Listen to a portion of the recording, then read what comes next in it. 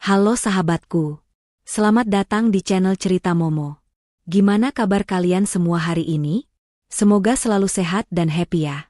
Siap-siap. Karena kali ini Momo akan mengajak kalian masuk ke dalam sebuah kisah yang akan menguji batas emosi dan kesabaran seorang istri. Bayangkan, baru satu malam menempati rumah mewah impian, tiba-tiba seorang tukang bakso datang dengan wajah panik, memberikan peringatan yang sangat mengerikan, cepat pergi dari sini sebelum suami dan mertuamu datang. Kenapa? Apa rahasia gelap yang disembunyikan Adrian dan Nyonya Maya di balik rumah mewah itu? Siapa sebenarnya sosok Lara? Dan apa peran krusial dari Bang Jali si tukang bakso? Kisah ini berjudul, Malam Pertama Setelah Aku Pindah ke Rumah Mewah Baruku. Tukang bakso keliling datang dengan wajah panik sambil berkata, "Cepat pergi dari sini sebelum suami dan mertuamu datang." Aku kebingungan dan ternyata ini yang mereka lakukan di belakangku. Tonton sampai habis ya. Karena setiap babnya penuh kejutan yang akan bikin jantung kalian berdebar. Sebelum kita mulai, yuk langsung like video ini, subscribe ke channel Cerita Momo, dan jangan lupa nyalakan lonceng notifikasinya. Dan seperti biasa, tulis di kolom komentar, nama, asal kota, dan hadir. Siap mendengarkan kisah pengkhianatan dan balas dendam yang elegan ini? Ayo kita mulai. Lara menarik napas dalam-dalam. Aroma cat baru bercampur wangi diffuser mewah menyambutnya. Malam ini adalah malam pertama mereka di rumah ini. Sebuah masterpiece arsitektur bergaya Mediterranean modern yang berdiri gagah di kawasan elit Jakarta Selatan. Rumah impiannya, yang ia beli secara diam-diam menggunakan nama Adrian, suaminya. Senyum Lara merekah, namun tak bisa bertahan lama. Suasana di rumah itu terasa tegang, tak sehangat yang ia bayangkan. Adrian, suaminya, terlihat mondar-mandir di ruang tamu, ponselnya terus menempel di telinga, dan setiap kali ia melihat Lara, senyumnya terasa dipaksakan, cepat menghilang seperti kabut pagi. Lara adalah seorang wanita yang, di mata Adrian dan keluarganya, hanyalah seorang penulis freelance biasa yang beruntung menikah dengan seorang profesional muda. Padahal, Lara adalah pemilik sebenarnya dari rumah mewah ini. Ia adalah seorang pengusaha seni dan kreator konten digital sukses yang menyembunyikan identitas dan kekayaan aslinya. Ia sengaja membiarkan Adrian berpikir bahwa rumah ini dibeli dengan sisa uang warisan kecilnya dan sebagian besar dari pinjaman bank yang diurus Adrian. Tujuannya sederhana. Ia ingin melihat ketulusan Adrian, jauh dari embel-embel kekayaan. Keputusan Lara menyembunyikan kekayaannya semakin kuat setelah ia menikah dengan Adrian 2 tahun lalu. Sejak awal pernikahan, Nyonya Maya, Ibu Adrian, dan Andre, adik iparnya, selalu memandang rendah Lara. Mereka menganggapnya tidak selevel, menantu miskin yang tidak pantas berada di tengah keluarga mereka yang selalu berbicara tentang saham, proyek, dan aset di luar negeri. Adrian sendiri, meskipun mencintai Lara, seringkali tidak bisa membela istrinya dari ucapan pedas ibu dan adiknya. Malam ini, seharusnya menjadi klimaks dari mimpi indah mereka. Rumah yang ia beli dengan darah dan air mata kreatifnya kini ada di hadapan mereka. Namun, alih-alih merayakan, Adrian justru semakin gelisah. Ia terus beralasan bahwa ada masalah mendesak di kantor, di firma hukum tempatnya bekerja. "Sebentar, sayang. Ada klien yang sangat rewel," ujar Adrian sambil berjalan ke balkon, mencoba menjauhkan diri dari jangkauan Lara. Lara mengikuti suaminya dengan pandangan curiga. Ia melihat jemari Adrian memilih ujung kemejanya, sebuah kebiasaan lama yang selalu muncul saat suaminya berbohong. Ia menahan diri untuk tidak bertanya, memilih untuk mengamati. Ia berjalan ke dapur, mempersiapkan teh hangat, sambil otaknya bekerja keras menyusun puzzle dari tingkah aneh Adrian. Di meja makan, Lara melihat beberapa lembar dokumen penting yang diletakkan Adrian. Sebuah map coklat dengan logo bank asing. Rasa penasaran mengalahkan kepatuhannya untuk tidak ikut campur. Ia mendekat dan membaca sekilas. Dokumen itu berisi detail pinjaman dengan jumlah yang sangat besar, jauh melampaui kemampuan Adrian sebagai seorang manajer di firma hukum. Mata Lara menyipit. Ia tahu suaminya memiliki hutang kecil, tetapi angka di dokumen ini benar-benar mengejutkan. Ditambah lagi, ada catatan tangan di pinggir dokumen itu yang bertuliskan, "Segera bereskan aset A. Perlu dibalik nama cepat." Aset A, pikir Lara, Mungkinkah itu inisial dirinya atau inisial rumah ini? Lara segera menjauh dari meja ketika mendengar langkah kaki Adrian mendekat. Ia berpura-pura sedang memeriksa hiasan bunga di vas. "Kenapa?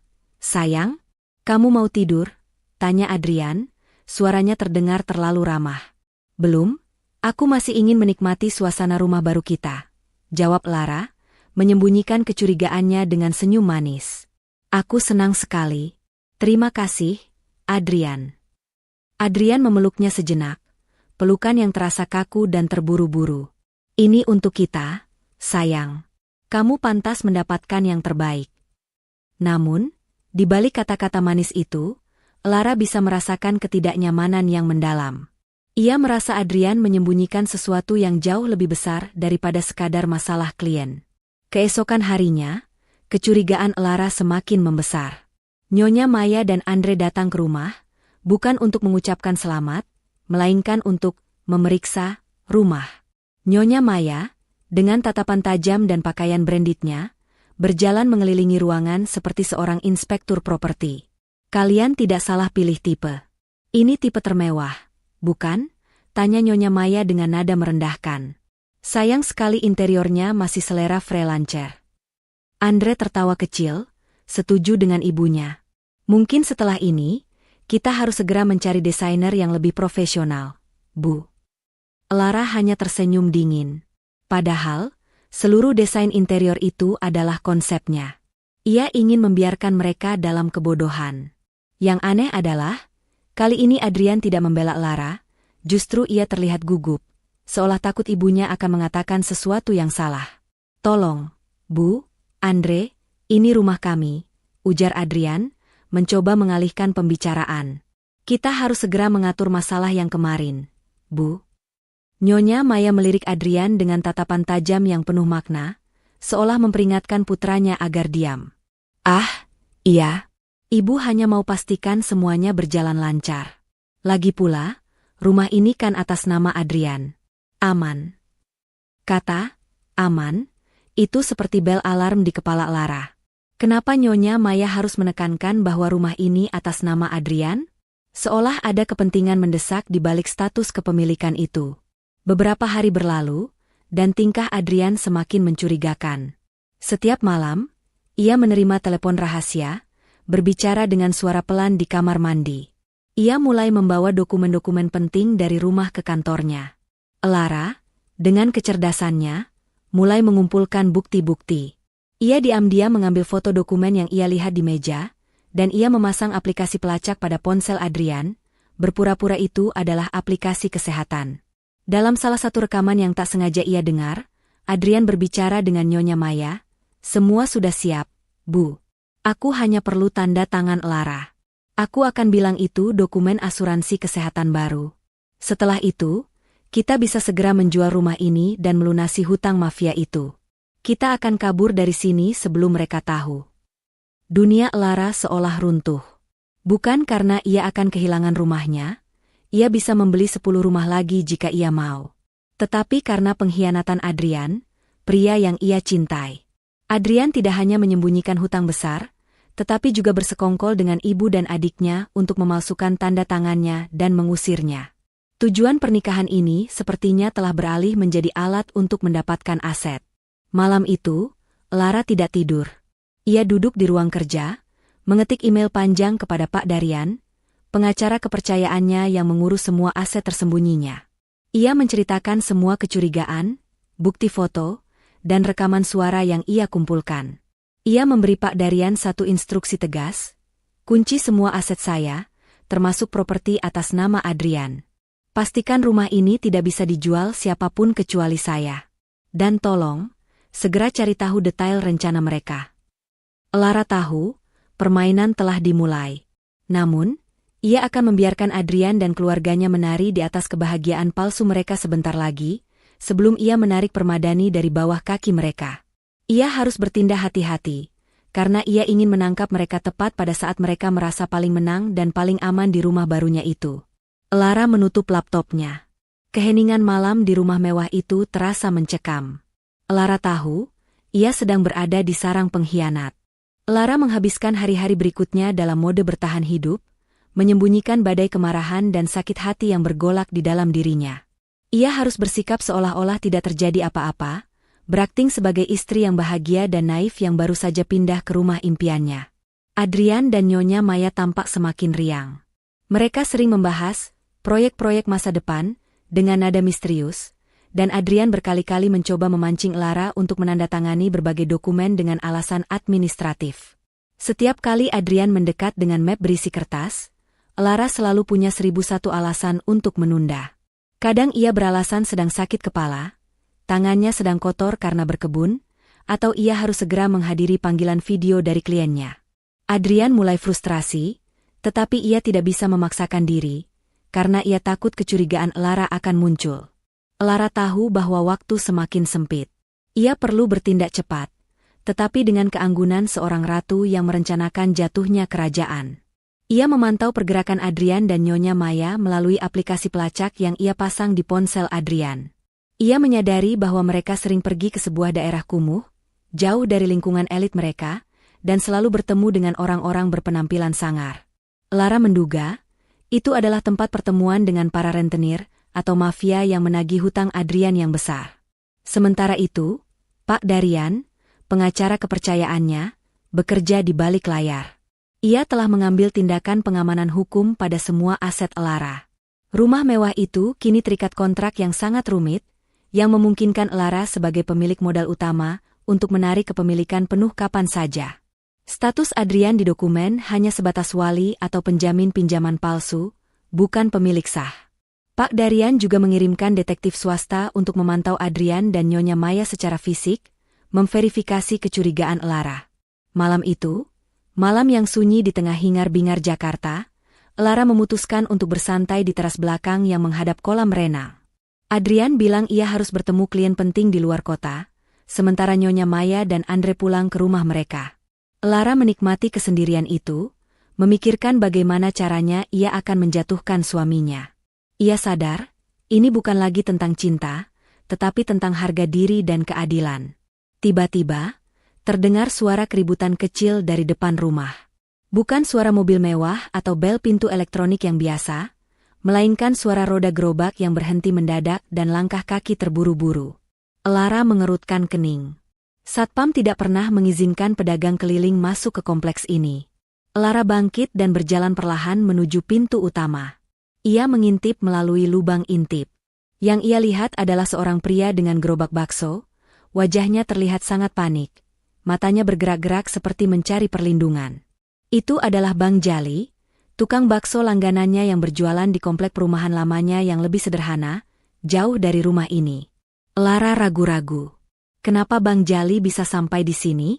Dan kenapa ia terlihat begitu takut? Lara membuka pintu dengan hati-hati, hanya menyisakan celah sempit. Bang Jali, ada apa? Bagaimana abang bisa? Sebelum Lara menyelesaikan kalimatnya, Bang Jali mendorong pintu itu sedikit lebih lebar dengan telapak tangannya yang gemetar. Wajahnya yang biasanya ceria kini dipenuhi keringat dingin dan ketakutan. Ia berbisik, suaranya tercekat dan sangat tergesa-gesa. Cepat, cepat pergi dari sini, Bu, sebelum suami dan ibu mertuamu datang. Ini bukan rumah yang aman. Cepat, Bu Lara, cepat pergi. Peringatan itu seperti sambaran petir. Semua ketakutan dan kecurigaan Lara terkonfirmasi oleh ucapan seorang orang luar, orang yang bahkan tidak tahu tentang identitas asli Lara. Air muka Lara berubah drastis, dari bingung menjadi tegang. Tunggu, Bang Jali, tenang. Kenapa abang bilang begitu? Apa yang terjadi? Siapa yang mau datang? Desak Lara, mencoba menjaga suaranya tetap rendah agar tidak didengar oleh satpam di pos depan. Bang Jali melihat ke belakang, ke arah gerobaknya dan jalan yang gelap. Mereka sudah mengatur semuanya, Bu. Tadi saya tidak sengaja dengar di warung kopi dekat kantor Pak Adrian. Orang-orangnya yang sangar itu bicara. Mereka bilang sebentar lagi akan ada penyerahan aset di rumah ini. Katanya, semua akan beres kalau Bu Lara sudah diusir. Di warung kopi, tanya Lara. Ia tahu, di lingkungan kelas pekerja, informasi berharga seringkali beredar di tempat-tempat santai seperti itu. Iya, Bu. Mereka bilang, rumah ini mau dijual ke pembeli dari luar negeri, dan uangnya buat melunasi hutang besar Pak Adrian. Mereka bilang Bu Lara harus pergi, karena Bu Lara itu penghalang. Jelas Bang Jali, kata-katanya penuh keprihatinan tulus. Saya sudah lama kenal Bu Lara. Saya tahu Bu Lara orang baik. Saya harus kasih tahu, Bu. Saya lihat mobil Pak Adrian dan Bu Maya sudah menuju ke sini. Hati Lara mencelos. Adrian berbohong tentang keluar kota, dan ia datang bersama Nyonya Maya. Ini pasti malam eksekusi mereka. Mereka akan memaksanya menandatangani dokumen, dan mungkin segera mengusirnya. Lara berpikir cepat. Ia tidak bisa pergi. Jika ia pergi, itu akan mengkonfirmasi ketakutan mereka bahwa ia tahu segalanya, dan mereka akan membatalkan rencana mereka, membuatnya lebih sulit untuk menjebak mereka. Lara harus tetap di sini, di sarang pengkhianatan ini. Ia menarik Bang Jali sedikit menjauh dari pintu, ke balik pilar besar. Bang Jali, dengarkan saya baik-baik. Saya tidak bisa pergi. Saya harus tetap di sini. Tapi saya butuh bantuan abang. Bang Jali menatap Lara, bingung dan takut. Bantuan apa, Bu? Tolong, balikan gerobak abang, pura-pura abang hanya salah alamat, dan pergi dari sini. Jangan pernah bicara dengan siapapun tentang pertemuan kita, ya? Ini demi keselamatan abang juga, pinta Lara. Dan satu lagi. Malam ini, tolong hubungi nomor ini. Lara menuliskan nomor Pak Darian di secari kertas kecil yang ia robek dari buku catatannya. Telepon orang ini. Katakan, kode merah, di tempat. Istri diancam, perlu bantuan secepatnya. Mengerti? Bang Jali, meskipun ketakutan, melihat ketegasan dan keberanian di mata Lara. Ia mengangguk dengan cepat. Siap, Bu Lara. Saya pasti bantu. Terima kasih, Bang Jali. Abang sudah menyelamatkan hidup saya, dan mungkin juga menyelamatkan rumah ini. Sekarang, cepat pergi. Bang Jali segera membalikan gerobaknya, berlagak seperti pedagang yang kelelahan dan salah jalan, dan bergegas meninggalkan kompleks. Lara menutup pintu, mengunci semua pintu dengan sistem keamanan ganda, dan menyandarkan punggungnya ke pintu, mengambil napas panjang. Peringatan dari Bang Jali telah memberinya waktu berharga. Mungkin hanya beberapa menit. Ia harus mengubah dirinya dari istri yang bingung menjadi benteng yang tak terhancurkan. Ia berlari ke kamar, mengambil ponselnya, dan mengirim pesan kepada Pak Darian untuk memverifikasi panggilan dari Bang Jali. Ia melihat ke cermin. Matanya berkilat marah, tetapi wajahnya tenang. Aku tidak akan lari. Kalian yang akan lari dari sini, Adrian, bisiknya pada bayangan dirinya. Lampu mobil menyorot tajam ke halaman. Adrian dan Nyonya Maya telah tiba. Lampu sorot mobil mewah Adrian menusuk kegelapan malam, menyiratkan kedatangan yang tergesa-gesa. Lara sudah menunggu di dalam. Ia tidak lari, melainkan bersiap. Detik-detik sejak kepergian Bang Jali ia manfaatkan untuk mengontrol napas, menyusun strategi, dan yang paling penting, menghapus jejak air mata dan ketakutan dari wajahnya. Ketika pintu terbuka, dan Adrian serta Nyonya Maya melangkah masuk, Lara sudah berdiri tegak di tengah ruang tamu, mengenakan senyum palsu yang paling manis yang bisa ia kenakan. Loh, sayang? Katanya kamu ada klien di luar kota? Kenapa cepat sekali pulangnya? Tanya Lara, suaranya terdengar lembut, tanpa sedikit pun nada curiga. Adrian terlihat sangat terkejut melihat Lara menyambutnya, terlebih ia didampingi Nyonya Maya. Keterkejutan itu cepat ia tutupi dengan senyum lega yang terasa sangat dibuat-buat. Iya, kliennya mendadak membatalkan janji, jadi aku putuskan lebih baik pulang saja. Kebetulan ibu ingin mampir sebentar, ada yang harus kami bicarakan. Jelas Adrian, nada suaranya sedikit lebih tinggi dari biasanya, menunjukkan kecemasan yang mendalam. Nyonya Maya berjalan melewatinya dengan tatapan dingin, membawa sebuah tas tangan besar yang tidak biasa ia bawa hanya untuk kunjungan singkat. Tatapan Nyonya Maya seolah menelanjangi Lara, mencari tanda-tanda ketakutan atau kecurigaan. Namun, yang Nyonya Maya lihat hanyalah menantu yang tampak polos dan gembira. Ya, ibu hanya mau pastikan kamu sudah nyaman. Lara, tadi ibu baru saja dari notaris, mengurus dokumen penting untuk properti kita yang lain. Lalu ibu terpikir, alangkah baiknya kalau kamu dan Adrian juga menyelesaikan beberapa dokumen administrasi rumah ini, ujar Nyonya Maya dengan kehangatan palsu yang membuat Lara muak. Lara tahu, Ini adalah jebakan. Dokumen yang dibawa Nyonya Maya pasti bukan dokumen administrasi biasa. Itu pasti dokumen yang disinggung Bang Jali, pengalihan hak atau surat kuasa penjualan. Oh, dokumen apa itu, Bu? Penting sekali ya sampai harus malam-malam begini, tanya Lara, berjalan menuju sofa, mengundang mereka untuk duduk. Adrian segera mengeluarkan map coklat besar dari tas Nyonya Maya. Ini hanya dokumen asuransi kesehatan. Sayang. Karena kita pindah rumah dan alamatnya berubah, kita harus memperbarui data di bank. Dan ini ada beberapa lembar untuk mengurus tax clearance rumah. Tanda tangan saja, tidak perlu dibaca detail, ini urusan birokrasi saja. Lara mencondongkan tubuhnya ke depan, mengambil map itu. Ia membuka-buka halaman-halaman dokumen itu dengan santai. Matanya membaca sekilas judul-judul di setiap halaman, dan benar saja, di antara tumpukan formulir asuransi palsu, terselip dua halaman yang sangat krusial. Surat kuasa penuh penjualan properti dan persetujuan pengosongan aset cepat. Jika Lara menandatangani dokumen-dokumen ini, ia akan memberikan hak penuh kepada Adrian untuk menjual rumahnya dan mengusirnya kapan saja, tanpa persetujuannya. Jantung Lara berdebar kencang, bukan karena takut, melainkan karena adrenalin dan kegembiraan akan pertempuran yang akan datang. Ia harus membalikan situasi ini tanpa menunjukkan bahwa ia tahu rencana jahat mereka. Wah, banyak sekali ya. Sebentar, aku ambilkan pulpen kesayanganku dulu, ujar Lara sambil tersenyum lebar.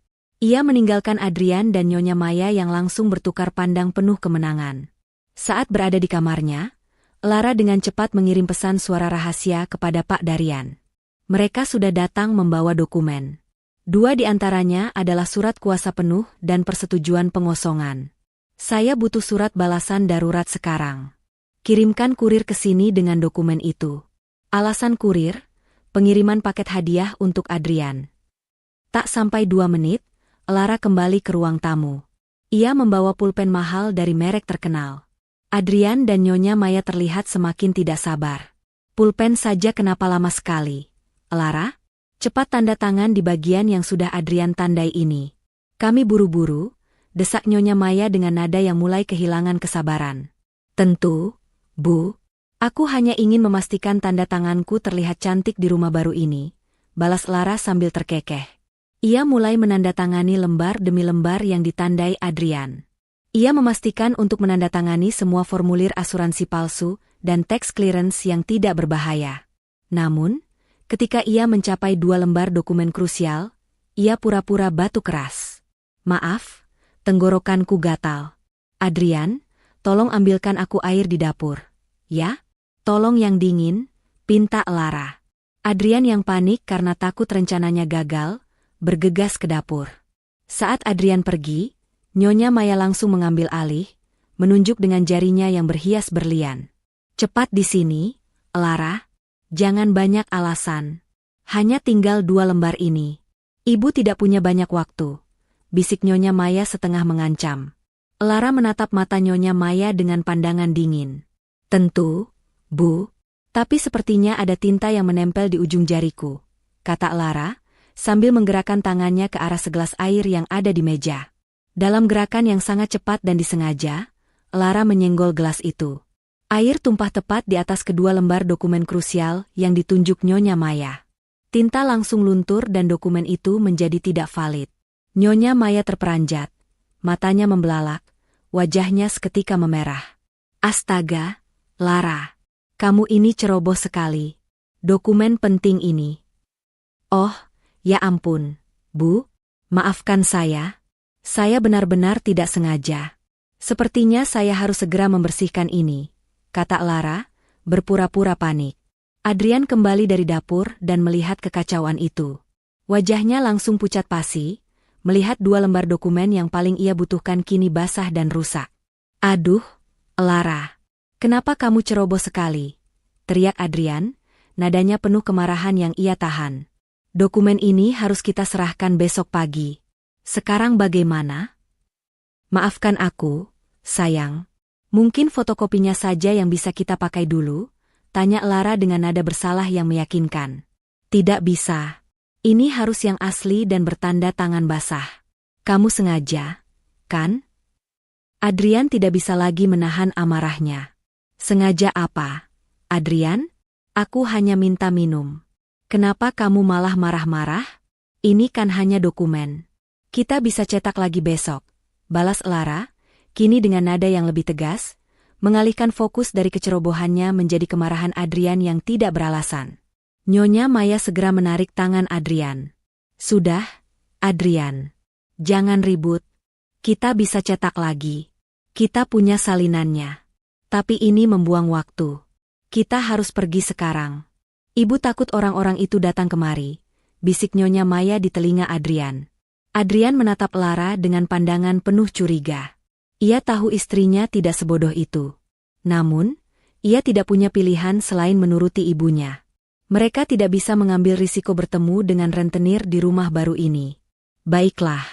Aku pergi sekarang. Besok pagi, kamu harus tanda tangani dokumen yang baru. Tidak ada penundaan lagi. Ancam Adrian, kemudian bergegas pergi bersama Nyonya Maya, meninggalkan Lara sendirian di ruang tamu yang berantakan. Begitu pintu tertutup, senyum di wajah Lara menghilang, digantikan oleh ekspresi kemenangan yang dingin. Ia berhasil menunda eksekusi dan memancing kemarahan mereka, yang secara tidak langsung mengkonfirmasi niat jahat mereka. Hanya 5 menit setelah kepergian mereka, bel pintu berbunyi lagi. Kali ini, itu adalah kurir dari layanan pengiriman ekspres. Lara membuka pintu. Kurir itu menyerahkan sebuah amplop besar berwarna merah dengan logo kantor hukum Pak Darian. Selamat malam, Bu. Ini ada titipan mendesak dari Pak Darian untuk Ibu Lara. Dimohon segera dibuka, kata kurir itu sopan. Di dalam amplop merah itu, terdapat 2 dokumen penting. Yang pertama adalah surat penarikan hak kepemilikan penuh atas rumah tersebut, mengembalikan semua hak kepada Lara, sah sejak hari itu. Yang kedua adalah salinan surat kuasa khusus yang memberi Lara hak untuk melakukan tindakan hukum apapun terhadap Adrian dan Nyonya Maya tanpa harus melalui proses mediasi. Lara memegang amplop itu erat-erat. Malam itu, ia tidak melarikan diri, ia justru mengunci dirinya di dalam bentengnya sendiri, bersiap untuk berperang. Ia sadar, ia telah melewati malam pelarian dan keterkejutan, dan sekarang, saatnya ia memulai strateginya untuk membalas dendam. Setelah konfrontasi tegang di malam sebelumnya, Lara tahu ia tidak bisa lagi bermain-main. Permainan, istri yang ceroboh, sudah berakhir. Sekarang adalah waktunya bagi Ratu Catur untuk menggerakkan bidak-bidak utamanya. Ia menghabiskan pagi itu dengan berkomunikasi intens dengan Pak Darian. Instruksi yang ia berikan sangat rinci, mencakup ranah hukum, finansial, dan pengawasan. Pertama, Lara memastikan bahwa surat penarikan hak kepemilikan penuh yang ia terima sudah didaftarkan dan dikunci secara hukum. Adrian mungkin berpikir ia bisa mencetak ulang dokumen penjualan yang basah itu, tetapi ia tidak tahu bahwa secara hukum, rumah itu kini 100% di bawah kendali Lara dan tidak dapat dipindah tangankan oleh Adrian. Pak Darian juga menyiapkan surat pemberitahuan resmi dari firma hukumnya yang akan dikirimkan kepada notaris langganan Nyonya Maya dan Adrian, secara halus memperingatkan mereka tentang masalah kepemilikan ganda dan potensi tuntutan pidana atas pemalsuan dokumen. Kedua, Lara mulai mengekspos hutang Adrian di lingkungan sosial mereka. Ia melakukannya secara halus, menelpon beberapa rekan kerja Adrian dan menanyakan tentang investasi besar yang baru dilakukan suaminya. Ia membiarkan spekulasi liar menyebar, menargetkan kelemahan terbesar Adrian, reputasinya. Lara tahu, hutang Adrian yang sebenarnya berasal dari kegagalan investasi ilegal yang ia sembunyikan, bukan masalah klien biasa seperti yang ia klaim. Lara membiarkan hari berjalan seperti biasa. Ia bahkan bersikap sangat manis kepada Adrian ketika suaminya kembali dari kantor, tampak sangat stres dan tegang. Sayang, maafkan aku yang semalam. Aku benar-benar panik karena dokumen itu harus segera diurus, kata Adrian, mencoba memasang wajah menyesal. Tidak apa-apa, Adrian. Aku mengerti kamu stres. Aku sudah cetak ulang semua formulirnya. Malam ini kita tanda tangan, ya? Aku tidak mau kamu stres lagi, jawab Lara, senyumnya menyembunyikan rencana busuknya. Adrian sangat terkejut dengan kemudahan itu. Ia tidak menyangka Lara akan menyerah begitu cepat. Tentu saja, Adrian tidak tahu bahwa Lara hanya mencetak ulang formulir asuransi dan tax clearance yang tidak berbahaya, sementara dokumen krusial yang sudah rusak ia buang ke dalam penghancur kertas. Malam itu, dengan disaksikan oleh Andre yang datang tiba-tiba untuk membantu, memastikan semuanya berjalan lancar, Lara menandatangani tumpukan dokumen yang tidak penting. Andre, yang selalu meremehkan Lara, tersenyum sinis. Lihat, Mas. Kalau dari awal saja begini, kan tidak perlu ada drama air tumpah semalam. Dasar perempuan. Urusan tanda tangan saja ribet, cibir Andre tanpa mempedulikan Lara. Lara menoleh ke Andre dengan ekspresi polos. Tentu saja, Andre. Aku kan hanya wanita yang tidak mengerti urusan bisnis dan hukum. Untung ada kalian yang pintar. Pujian palsu itu membuat Adrian dan Andre merasa semakin di atas angin. Mereka yakin, Lara benar-benar bodoh dan telah berhasil mereka perdaya. Mereka tidak tahu bahwa setiap pujian itu adalah racun manis. Setelah Adrian pergi ke kamar mandi, Lara mengambil kesempatan untuk berbicara dengan Andre. Andre, aku mau minta tolong. Kamu kan pintar sekali di bidang properti. Besok, aku mau kasih hadiah kejutan untuk Adrian. Boleh bantu aku cari tahu harga pasaran rumah ini sekarang? Aku mau minta appraisal dari notaris terpercaya, hanya untuk senang-senang saja. Andre, yang selalu tergoda dengan uang dan kesempatan, langsung menyambar ide itu. Boleh. Gampang itu. Aku kenal notaris yang paling top di Jakarta. Aku bisa carikan appraisal resmi yang harganya pasti melambung tinggi, supaya Adrian senang. Lara mengangguk. Terima kasih, Andre. Tolong ya, cari tahu besok pagi. Dan jangan bilang Adrian. Ini kejutan. Permintaan Lara ini sebenarnya adalah langkah brilian. Dengan meminta Andre mencari appraisal resmi, Lara memastikan bahwa Andre akan menghubungi notaris dan secara tidak langsung mengkonfirmasi bahwa rumah itu masih dianggap properti bernilai tinggi, bukan aset yang akan disita. Andre akan menggunakan notaris yang sama dengan yang direncanakan oleh Adrian dan Nyonya Maya untuk penjualan ilegal, sehingga Pak Darian memiliki inside track informasi.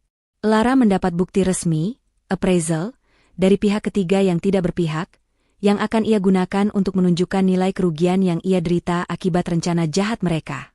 Keesokan harinya, Nyonya Maya kembali datang dengan wajah berseri-seri. Ia membawa amplop baru berisi dokumen penjualan yang sudah dicetak ulang. Kali ini benar-benar hanya dokumen asuransi palsu yang mereka buat sebagai umpan. Lara, mana Adrian? Ibu bawa dokumen baru. Sudah jangan ada drama lagi ya. Ibu mau lihat kamu cepat-cepat tanda tangan ini, desak Nyonya Maya. Adrian sedang ada rapat penting, Bu. Tapi saya bisa tanda tangan sekarang. Lagi pula, dokumen ini hanya asuransi saja, kan? Saya percaya pada Ibu dan Adrian, jawab Lara, mengambil pulpen. Saat Lara mulai menandatangani, ia sengaja meninggalkan jeda panjang. Ia menatap lurus ke mata Nyonya Maya. Ngomong-ngomong, Bu. Rumah ini mahal sekali, ya? Ibu tahu tidak? Adrian bilang kita harus segera menjual beberapa lukisan seni di sini untuk membayar cicilan ban yang tertunda. Katanya, kita harus berhemat. Wajah Nyonya Maya langsung menegang. Jelas sekali ia tidak tahu tentang cicilan tertunda itu. Lara menyengaja hal itu, ia menanamkan benih kecurigaan bahwa Adrian sedang mencoba mengakali ibunya. Menjual? Lukisan yang mana? Itu semua karya seni bagus. Lara? Sergah Nyonya Maya, kini perhatiannya beralih dari tanda tangan Lara ke lukisan-lukisan di dinding. Iya, Bu. Adrian bilang, daripada kita kehilangan rumah ini, lebih baik kita korbankan lukisan itu. Saya sedih sekali, tapi ya bagaimana lagi? Adrian yang bilang begitu, Lara melempar bola panas itu ke Adrian. Nyonya Maya mendidih. Ia tahu Adrian memiliki hutang, tetapi ia tidak tahu bahwa putranya sudah bertindak sejauh menjual aset lain. Tujuannya adalah menjual rumah ini, bukan aset seni yang ia anggap berharga. Tanda tangan saja dulu, Lara. Ibu harus segera pergi. Ibu harus bicara dengan Adrian sekarang juga. Perintah Nyonya Maya, suaranya sedikit meninggi. Lara tersenyum puas setelah Nyonya Maya pergi dengan wajah kesal, berencana menginterogasi Adrian. Rencana Lara berhasil. Ia memanaskan suasana di antara kedua konspirator utama. Kepercayaan di antara Adrian dan Nyonya Maya mulai retak. Sementara itu, Pak Darian menghubungi Lara. Semua sudah sesuai rencana, Bu Lara. Tadi pagi, Bang Jali sudah memberikan keterangan kepada tim saya mengenai pengamatannya di warung kopi. Detektif kami juga memastikan Adrian telah menghubungi pembeli dari luar negeri, dan mereka berencana menyelesaikan deal di rumah Anda lusa malam. Kami juga sudah menerima laporan appraisal dari notaris yang dihubungi oleh Andre. Nilai kerugian Anda, jika penjualan ini terjadi, sangat fantastis. Bagus, Pak Darian, jawab Lara tenang. Sekarang, siapkan kejutan besarnya. Saya ingin acara penandatanganan penjualan lusa malam itu menjadi panggung saya. Undang semua pihak, Pak Darian. Pembeli, rentenir, dan terutama, teman-teman sosialita Nyonya Maya. Saya ingin mereka semua hadir untuk menyaksikan kehancuran ini. Strategi Lara kini sudah lengkap. Manipulasi psikologis, memecah belah Adrian dan Nyonya Maya, tindakan hukum cepat, mengunci aset, pengumpulan bukti pihak ketiga, Bang Jali dan Andre, dan pengaturan panggung, mengundang audiens. Lara menatap rumah mewahnya. Ia tahu, dalam 2 hari, rumah ini akan menjadi saksi dari pengkhianatan terkejam dan balas dendam paling elegan. 2 hari sebelum deal penjualan rahasia yang direncanakan oleh Adrian dan Nyonya Maya, suasana di rumah mewah itu menjadi sangat aneh. Adrian menjadi sangat paranoid dan tegang, sementara Nyonya Maya menunjukkan sikap permusuhan yang dingin, tidak hanya kepada Lara tetapi juga kepada putranya sendiri. Konflik yang ditanamkan Lara mengenai penjualan lukisan telah berhasil memecah belah aliansi mereka. Nyonya Maya menuduh Adrian sebagai anak yang tidak tahu berterima kasih, mencoba menjual aset demi menutupi kesalahannya sendiri tanpa berkonsultasi lebih lanjut dengannya. Adrian, yang bingung dan tertekan, hanya bisa berbohong dan menyangkal, mengatakan bahwa itu semua hanya salah paham dari Lara yang terlalu dramatis. Namun, Nyonya Maya telah melihat bagaimana Adrian menghindari telepon dari rentenir, dan kecurigaannya sudah terlanjur mengakar. Lara, di tengah badai keluarga palsu ini, justru semakin tenang. Ia tahu bahwa perselisihan mereka adalah musik di telinganya.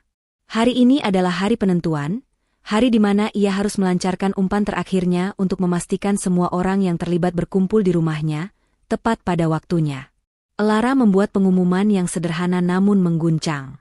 Saat makan malam, ia memberitahu Adrian bahwa ia baru saja mendapatkan kontrak besar untuk menulis biografi seorang kolektor seni terkenal. Kontraknya sangat besar, Adrian. Mereka membayar di muka, dan itu jumlah yang sangat fantastis. Aku bahkan tidak menyangka, ujar Lara dengan wajah berseri-seri. Ia menyebutkan jumlah uang muka yang sedikit lebih besar daripada hutang Adrian. Wajah Adrian yang semula tegang, langsung berubah cerah. Matanya memancarkan keserakahan yang tak bisa ia sembunyikan. Ia berpikir, jika Lara mendapatkan uang sebesar itu sekarang, ia tidak perlu lagi menjual rumah mewah ini. Ia bisa membayar lunas hutangnya dan tetap hidup dalam kemewahan, tanpa harus repot-repot memalsukan tanda tangan istrinya. Wah, selamat, sayang. Itu kabar yang luar biasa. Aku tahu kamu berbakat, puji Adrian, suaranya penuh antusiasme palsu. Terima kasih, Adrian. Aku berencana merayakannya dengan mengadakan sedikit syukuran di rumah besok malam. Aku mau mengundang ibu dan Andre juga, dan beberapa teman lama kita.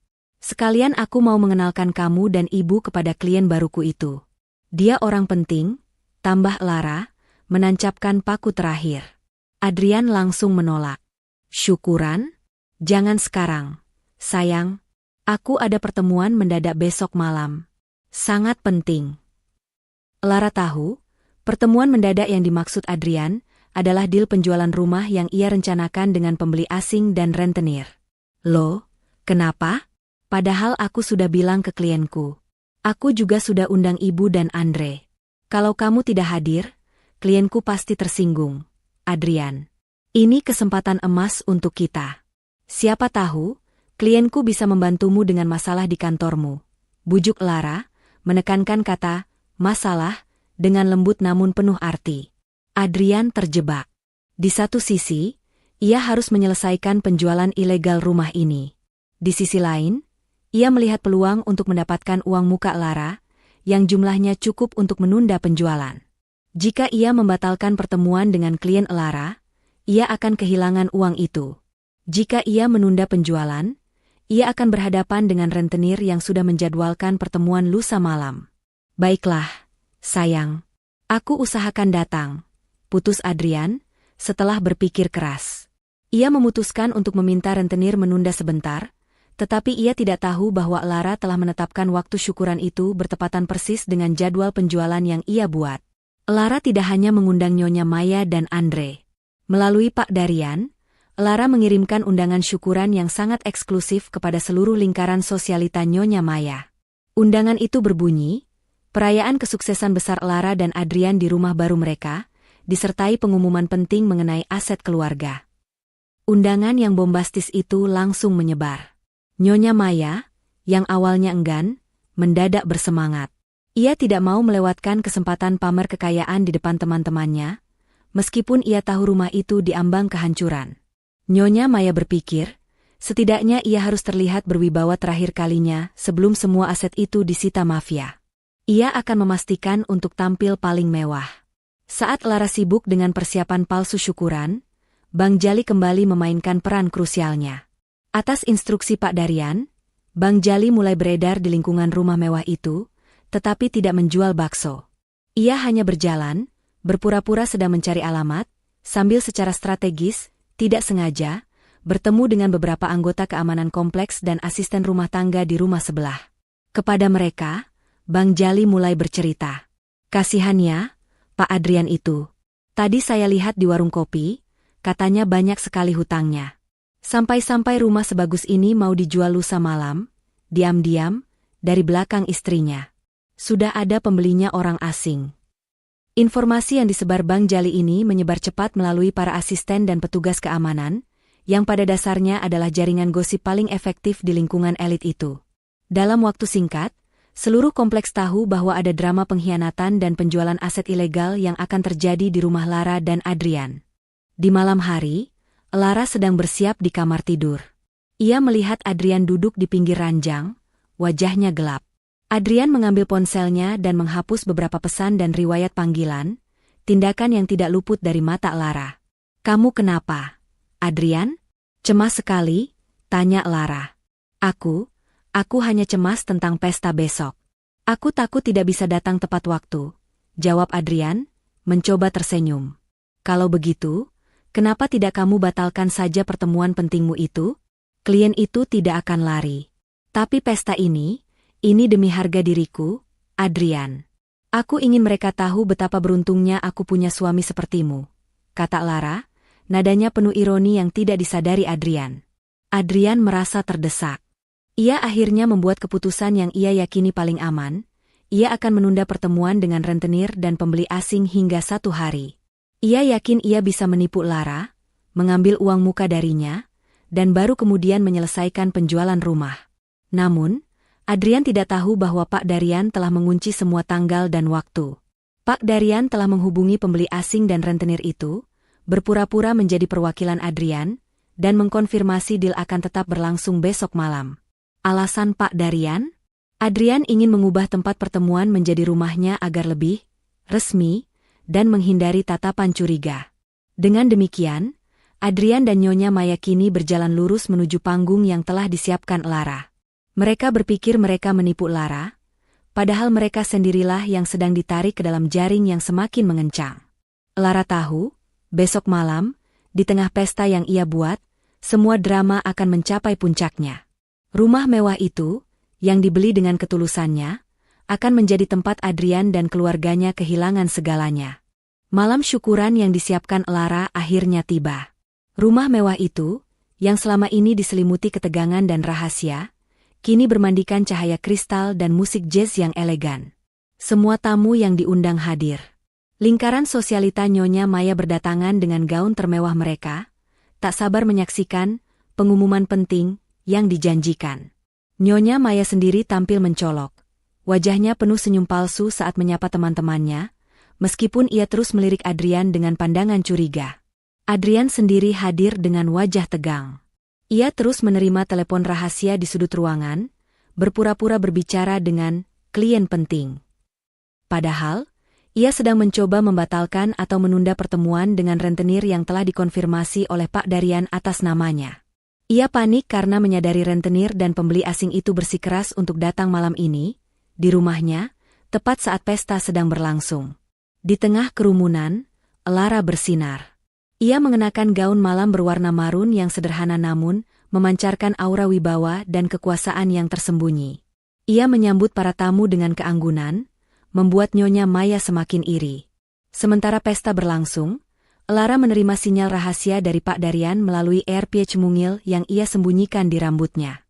Mereka semua sudah datang, Bu Lara, pembeli, rentenir, dan juga pihak notaris dari counterparty Anda. Mereka menunggu di ruang kerja. Ini adalah momen krusial. Elara harus memastikan Adrian dan Nyonya Maya berada di tempat yang tepat saat pengungkapan dimulai. Elara berjalan menghampiri Adrian. Sayang, klien seni yang aku bilang itu sudah datang. Mereka menunggu di ruang kerjamu. Mereka mau bicara empat mata dengan pemilik rumah. Ibu dan Andre juga harus ikut. Ini tentang aset keluarga, kata mereka. Adrian, yang sudah diambang kepanikan karena para rentenir berada di rumahnya, mengira ini adalah kesempatan untuk mengendalikan situasi. Ia berpikir, ia akan menyelesaikan deal penjualan dengan rentenir itu di ruang kerja, mendapatkan uangnya, dan kemudian kembali ke pesta untuk mengambil uang muka dari Elara. Baiklah, sayang. Ibu, Andre, mari ikut aku, ajak Adrian. Nyonya Maya dan Andre yang penasaran segera mengikuti. Mereka tidak tahu bahwa mereka sedang berjalan menuju ruang sidang rahasia yang telah disiapkan Elara. Elara memimpin mereka ke ruang kerja.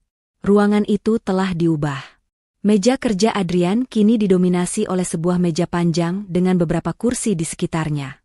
Di meja itu, sudah duduk beberapa orang asing berjas rapi, pembeli asing dan notaris mereka, dua pria bertubuh besar dengan wajah dingin, rentenir, dan yang paling mengejutkan Adrian dan Nyonya Maya, adalah kehadiran Pak Darian yang duduk di ujung meja dengan tatapan tenang. Adrian dan Nyonya Maya terpaku di ambang pintu. Suasana di ruang kerja itu berbeda total dengan suasana pesta di luar. Dingin, tegang, dan penuh ancaman. Kalian? Kenapa kalian di sini? Teriak Adrian kepada rentenir dan pembeli asing itu, yang ia kira sudah ia tunda kedatangannya. Tentu saja kami di sini, Pak Adrian. Anda sendiri yang mengubah jadwal dan lokasi pertemuan ke rumah Anda. Untuk menyelesaikan deal penjualan aset ini, jawab salah satu pembeli asing melalui penerjemahnya. Nyonya Maya menoleh ke Adrian dengan pandangan membunuh. Kamu bilang apa? Deal penjualan apa? Tidak, Bu. Ini pasti salah paham. Aku tidak. Adrian mencoba menyangkal, tetapi matanya yang liar tidak bisa menyembunyikan kebohongan itu. Saat kekacauan itu terjadi, Elara mengunci pintu ruang kerja dari dalam. Ia berjalan perlahan ke kursi di samping Pak Darian. Pak Darian menoleh padanya dan mengangguk. Sinyal bahwa semuanya sudah siap. Elara menarik napas. Kini ia tidak lagi memakai topeng istri yang naif. Suaranya terdengar dingin dan berwibawa, memotong ketegangan yang ada. Selamat datang di sesi pengungkapan yang sesungguhnya, ujar Elara. Saya senang Anda semua bisa hadir. Adrian, Nyonya Maya, Andre, dan juga para calon pembeli, rentenir, dan notaris. Sekarang, mari kita bicara tentang siapa pemilik sah rumah ini. Adrian menatap Elara dengan mata nyalang. Tutup mulutmu, Elara. Kamu tidak tahu apa-apa. Elara mengabaikannya. Ia memberi isyarat kepada Pak Darian. Pak Darian berdiri, aura pengacara seniornya memenuhi ruangan. Izinkan saya memperkenalkan diri. Saya Pak Darian, pengacara dan penasihat hukum Ibu Elara. Tuan-tuan, ada kesalahan fatal dalam transaksi yang akan Anda lakukan malam ini. Aset yang akan Anda beli, yaitu properti ini, secara sah dan mutlak adalah milik klien saya, Ibu Lara, yang tercatat sebagai investor tunggal dan pemilik modal utama.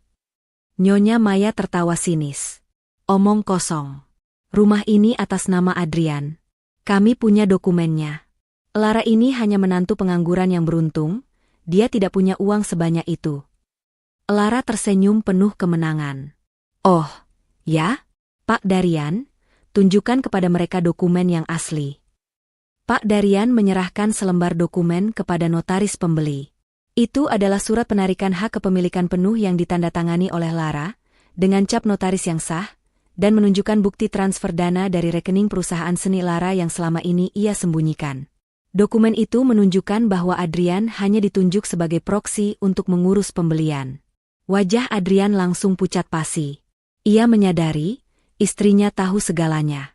Ia menyadari, janji uang muka yang ia dengar dari Lara hanyalah umpan agar ia tetap berada di rumah itu. Ini palsu. Lara tidak mungkin punya uang sebanyak ini, teriak Adrian. Lara kini membalikan dokumen yang ada di hadapannya. Adrian, ini adalah hasil penjualan hak cipta novel terlarisku yang selama ini kamu sebut, hobi, dan pekerjaan sampingan. Ini adalah bukti transfer dari beberapa galeriku di London dan New York. Kamu tahu kenapa kamu tidak tahu?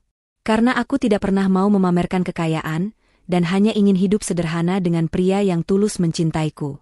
Tapi ternyata, di balik topeng suami yang mencintaiku, kamu adalah penipu yang serakah.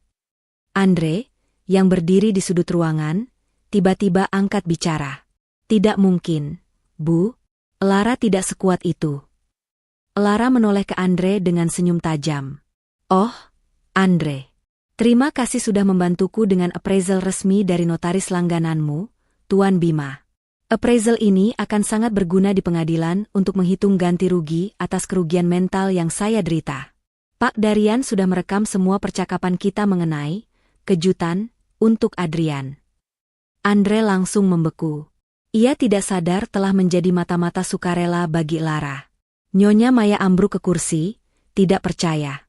Teman-teman sosialitanya yang penasaran mulai mengintip dari celah pintu ruang kerja. Mereka semua menyaksikan kehancuran keluarga Adrian secara langsung. Kalian tidak akan bisa menjual rumah ini. Bahkan jika kalian memaksaku pergi, aset ini sudah terkunci. Mulai sekarang, rumah ini sepenuhnya atas nama saya, Lara. Dan saya, secara resmi, menuntut cerai dari Adrian atas dasar pengkhianatan dan penipuan.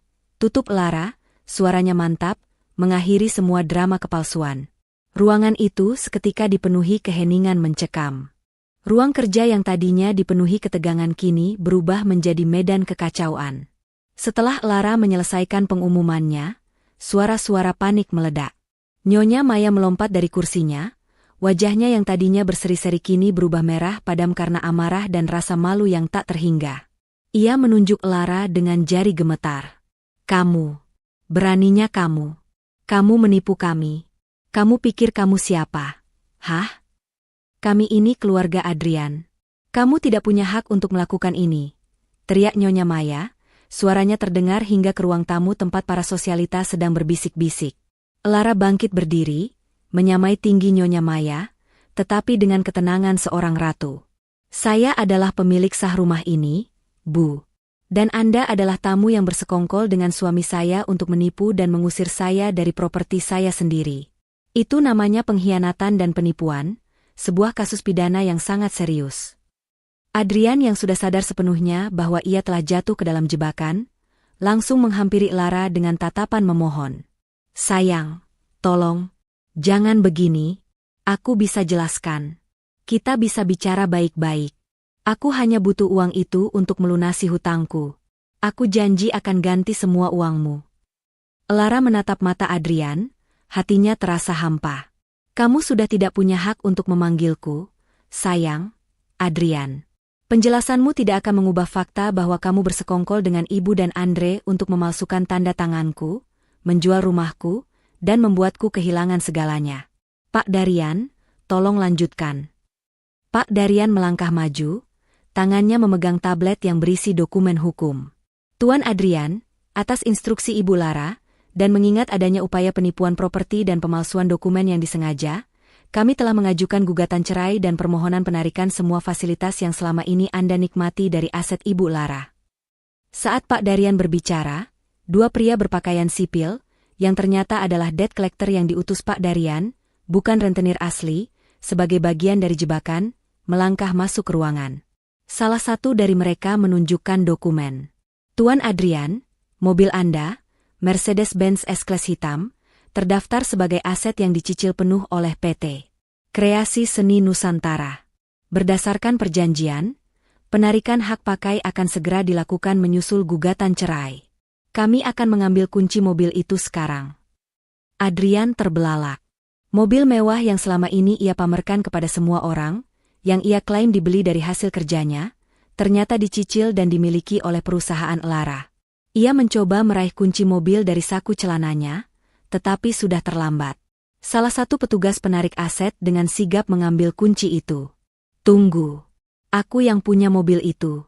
"Adrian yang membelinya?" teriak Nyonya Maya, panik. Ia tahu, Adrian adalah kebanggaan dan penopang status sosialnya. "Maaf, Bu Maya," jawab Pak Darian dengan hormat namun tegas. Mobil itu, beserta polis asuransi kesehatan Tuan Adrian dan kartu kredit tanpa batas yang ia gunakan, semuanya di bawah naungan perusahaan Ibu Lara. Semuanya telah dibekukan dan ditarik per malam ini. Tuan Adrian kini tidak memiliki aset likuid atas namanya sendiri. Andre yang tadinya hanya berdiri diam, kini beringsut mendekati ibunya, ketakutan. "Mas, bagaimana ini? Kartu kreditku? Bukankah itu yang selama ini ibu berikan padaku dari rekeningmu?" Adrian menatap adiknya dengan tatapan kosong. Semua itu atas nama Lara, Dre. Bukan atas namaku." Kekacauan di ruang kerja itu mulai menarik perhatian para tamu di luar. Para sosialita yang penasaran, termasuk sahabat-sahabat dekat Nyonya Maya, mulai berkerumun di ambang pintu.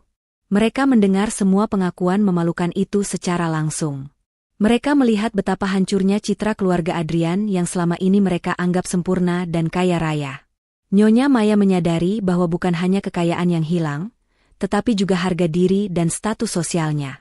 Ia menoleh ke arah kerumunan di pintu, mencoba tersenyum, tetapi wajahnya hanya menunjukkan rasa malu yang tak tertahankan. "Kalian salah dengar. Ini hanya drama keluarga kecil. Jangan percaya wanita ini," raung Nyonya Maya. Seolah menambah drama, ponsel Andre dan Nyonya Maya berdering nyaring hampir bersamaan.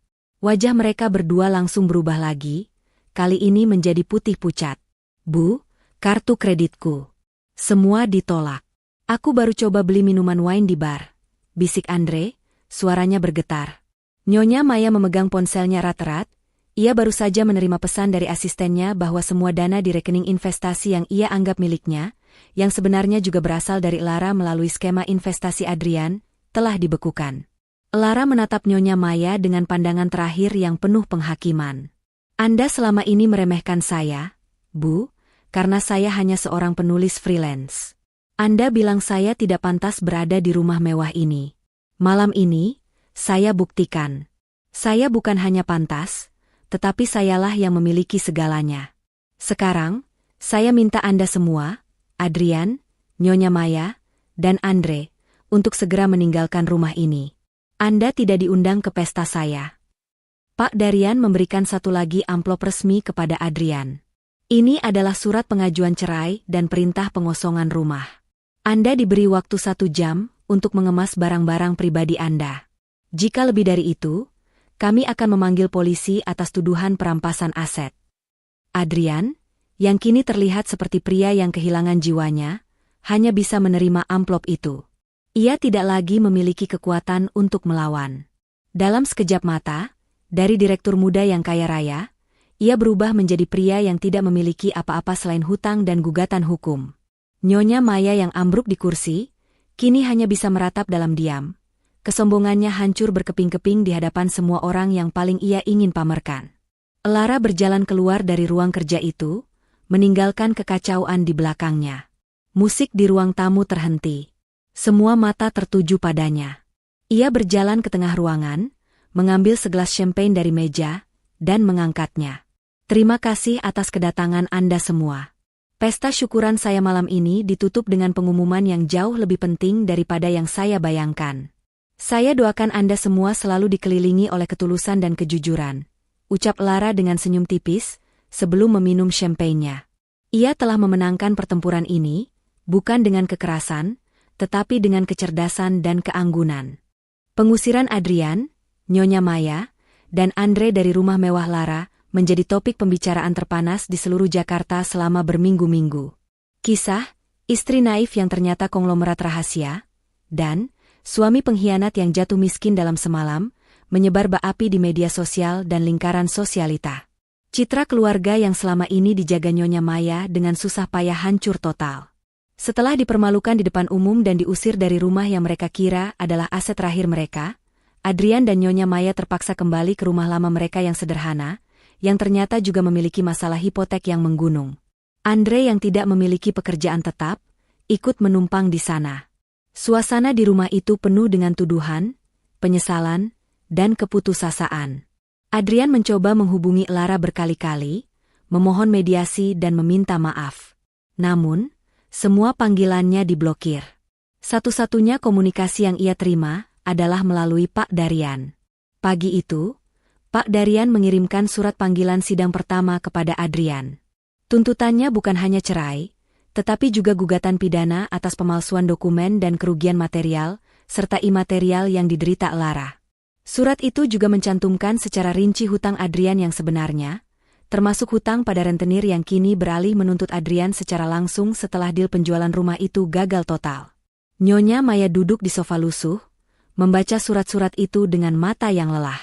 Kemewahan yang selama ini menopang kehidupannya lenyap. Teman-teman sosialitanya menjauhinya, takut reputasi mereka ikut tercoreng. Adrian, lihat ini, kita dituntut ganti rugi miliaran. Dari mana kita dapat uang sebanyak itu? Ini semua gara-gara kamu. Kenapa kamu tidak jujur dari awal tentang hutangmu? Raung Nyonya Maya, kini menyalahkan putranya sendiri. Adrian hanya bisa menunduk. Ia tidak lagi memiliki mobil mewah, kartu kreditnya dibekukan, dan ia bahkan dipecat dari firma hukumnya karena skandal penipuan properti ini mencuat ke publik. Ia kini benar-benar menjadi pengangguran tanpa aset. Aku hanya ingin menutupi, Bu. Aku tidak mau ibu kecewa, balas Adrian lemah. Aku tidak tahu Lara sekuat itu. Dia seperti merencanakan ini sejak awal.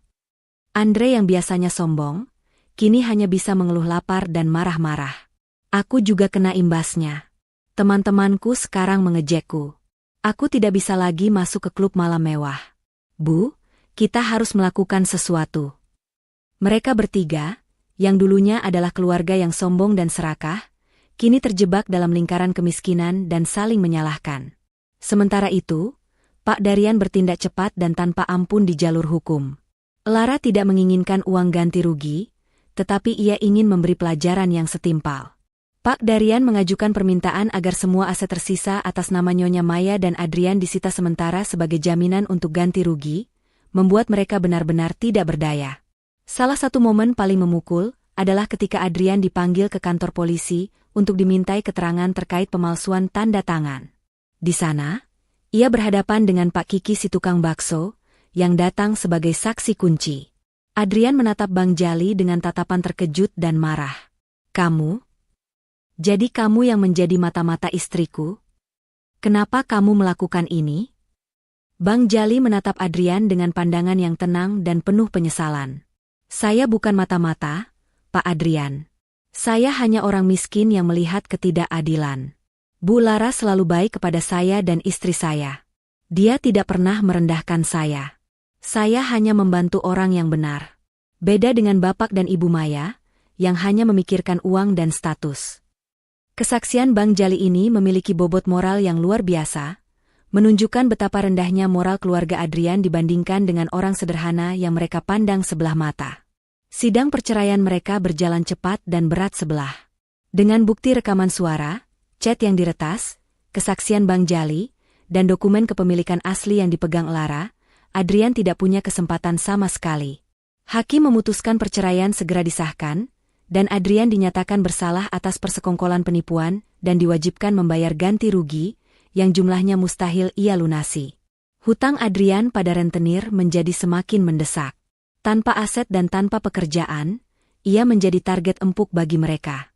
Hidupnya kini diwarnai dengan ancaman dan teror.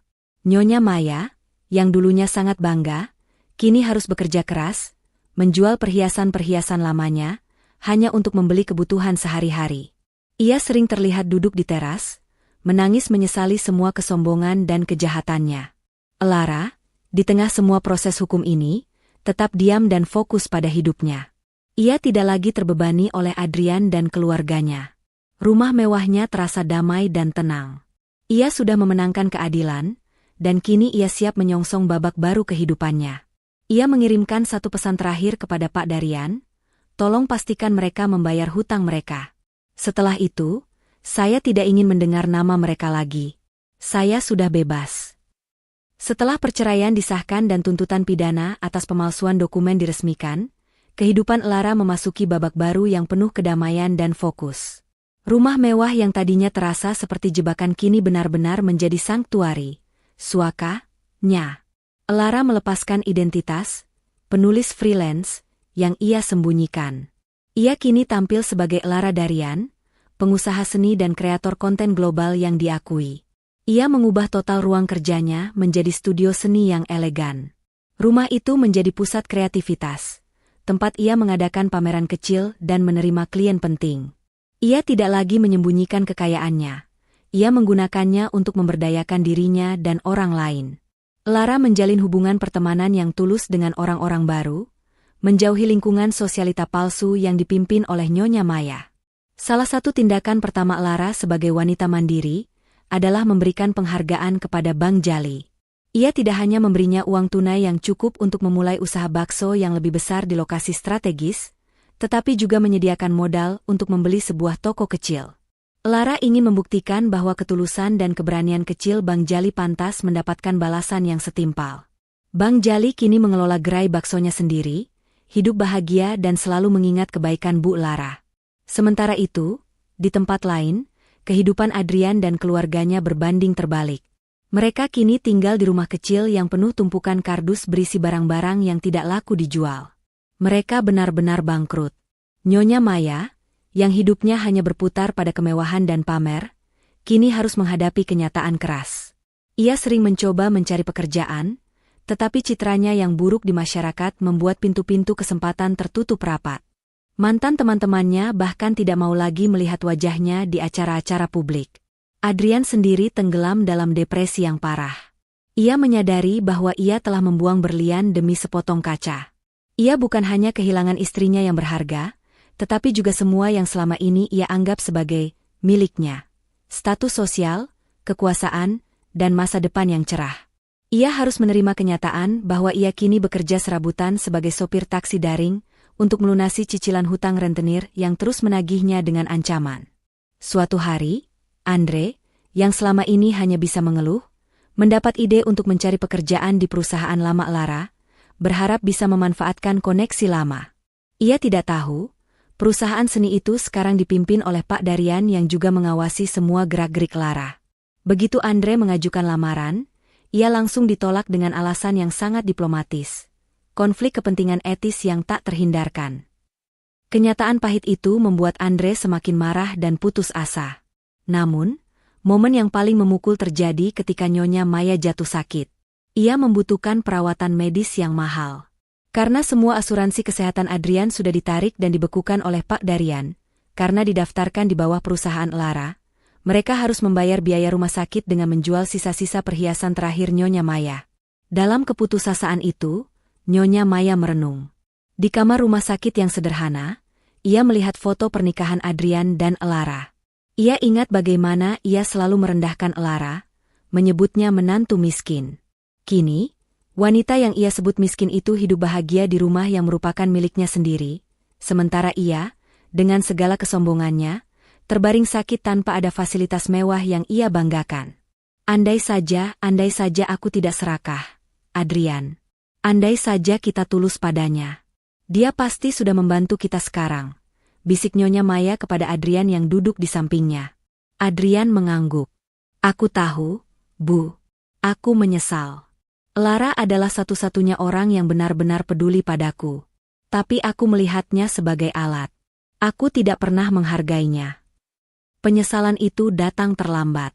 Mereka tidak lagi mencari cara untuk menipu Elara, melainkan merindukan kemewahan dan kestabilan yang dibawa oleh Elara. Mereka menyesali karakter mereka sendiri, bukan hanya kehilangan asetnya. Elara mendengar kabar tentang penyakit Nyonya Maya dari Pak Darian. Elara hanya menghela napas. Ia tidak merasa dendam lagi, hanya rasa iba yang dingin. Ia tidak mengirimkan bantuan, karena ia tahu, pelajaran ini harus mereka serap sampai ke tulang. Membantu mereka sekarang hanya akan mengulangi siklus ketergantungan dan kebohongan. Lara memilih untuk fokus pada masa depannya. Ia kini menjadi mentor bagi banyak seniman muda, menggunakan platform dan kekayaannya untuk menciptakan komunitas yang tulus dan jujur. Hidupnya adalah bukti bahwa integritas, pada akhirnya, adalah kekayaan terbesar yang tak ternilai harganya.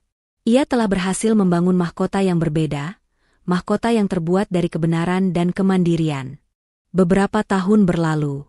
Kehidupan di rumah mewah Lara jauh dari hiruk-pikuk drama keluarga. Rumah itu kini menjadi mercusuar bagi kejujuran dan kerja keras. Lara tidak hanya makmur sebagai pengusaha seni dan penulis, tetapi juga menemukan kebahagiaan dalam kesendirian yang berkualitas. Ia menggunakan kekayaan dan ketenarannya untuk mendirikan sebuah yayasan yang membantu para korban penipuan properti dan kekerasan emosional dalam rumah tangga, memastikan kisahnya menjadi inspirasi dan perlindungan bagi orang lain. Suatu sore yang cerah, Lara sedang mengadakan acara amal kecil di halaman belakang rumahnya. Ia melihat Bang Jali datang, bukan dengan gerobak, melainkan dengan mobil pick-up kecil yang bersih, mengantarkan bakso gratis untuk para tamu yayasan. Bang Jali tersenyum tulus. Ia kini adalah seorang pengusaha sukses di kotanya, dan ia tidak pernah lupa berterima kasih kepada wanita yang memberinya kesempatan. Kehadiran Bang Jali di rumah mewah itu, sebagai tamu terhormat, menjadi simbol bahwa hati nurani dan kejujuran selalu menemukan tempat yang layak, terlepas dari status sosial. Di sisi lain kota, kehidupan Adrian, Nyonya Maya, dan Andre mencapai titik nadir. Mereka telah kehilangan rumah lama mereka, dan kini tinggal di kontrakan sempit. Adrian terus bekerja keras, berjuang melunasi hutang-hutangnya. Ia telah belajar dari rasa sakit dan penyesalan yang mendalam. Ia mulai membangun kembali hidupnya dari nol, bukan lagi dengan keserakahan, tetapi dengan kerja keras yang jujur. Namun, kesuksesan finansial tidak lagi menjadi prioritasnya. Ia hanya ingin tidur nyenyak tanpa rasa bersalah. Nyonya Maya tidak pernah pulih sepenuhnya dari rasa malu sosial. Ia kini menghabiskan hari-harinya dengan menjadi relawan di panti jompo, sebuah pekerjaan yang ironis, mengingat ia dulu selalu menuntut pelayanan. Dalam kesendiriannya, ia merenungkan setiap kata kejam yang pernah ia lontarkan kepada Lara. Ia menyadari, kekayaan Lara tidak terletak pada uangnya, melainkan pada ketenangan jiwanya dan kemampuannya untuk mencintai dan mempercayai, yang telah ia hancurkan. Suatu hari, Adrian melihat Lara dari kejauhan di sebuah acara publik. Lara terlihat memukau, dikelilingi oleh tokoh-tokoh penting dan media. Adrian tidak berani mendekat. Ia hanya berdiri di sudut, memperhatikan kebahagiaan sejati yang terpancar dari wajah mantan istrinya. Ia menyesali setiap kebohongan dan setiap pengkhianatan. Ia menyadari bahwa ia tidak hanya kehilangan rumah mewah itu, tetapi ia kehilangan kesempatan untuk hidup dalam rumah tangga yang mewah, yang didasarkan pada cinta dan kejujuran. Adrian mengirimkan satu surat terakhir kepada Lara, melalui Pak Darian. Surat itu tidak berisi permintaan maaf atau permohonan, melainkan pengakuan sederhana, "Lara, kamu benar. Aku yang meninggalkan rumah mewah sejati. Aku harap kamu menemukan kebahagiaan yang pantas kamu dapatkan." Lara menerima surat itu, membacanya, dan tersenyum. Ia tidak lagi merasakan amarah, hanya kelegaan. Ia tahu bahwa pelajaran telah tersampaikan, dan hidupnya telah bebas sepenuhnya dari bayangan masa lalu yang kelam. Lara melihat sekeliling rumah mewahnya. Rumah ini bukan lagi sekadar bangunan, tetapi monumen bagi keberanian dan integritas. Ia membuktikan bahwa tidak peduli seberapa kaya atau berkuasa orang lain terlihat, kebenaran dan kejujuran adalah aset yang tak ternilai harganya. Bang Jali, si tukang bakso yang sederhana, menjadi pahlawan tak terduga yang menggerakkan roda keadilan. Adrian dan keluarganya, yang meremehkan ketulusan, berakhir dengan penyesalan abadi. Lara berjalan ke teras, menghirup aroma malam yang tenang. Ia telah memenangkan pertarungannya bukan dengan mengambil nyawa atau membalas dengan kebohongan, tetapi dengan membangun mahkota yang berbeda, mahkota yang terbuat dari kebenaran dan kemandirian, berdiri gagah di rumah yang ia beli dengan darah, keringat, dan kecerdasannya sendiri. Kisah ini berakhir, bukan dengan air mata kepedihan, tetapi dengan air mata kemenangan dan harapan baru yang tak tergoyahkan.